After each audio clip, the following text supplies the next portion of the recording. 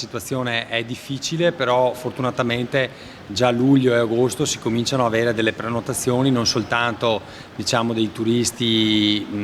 domestici, quindi provenienti magari da altre regioni, oppure gli stessi veneti che si muovono nel territorio, ma arrivano anche le prime prenotazioni da turisti tedeschi e austriaci. L'importante è spingere soprattutto per questa fetta di territorio legata al tema dei colli, della pedemontana, che sia trevigiana, vicentina o anche veronese. È il momento di puntare sul turismo slow, lento, verde, green, collegato al territorio, all'enogastronomia, agli spazi aperti, anche per dare un segnale a quelle persone che psicologicamente magari hanno ancora o sono legate al problema del Covid, anche se è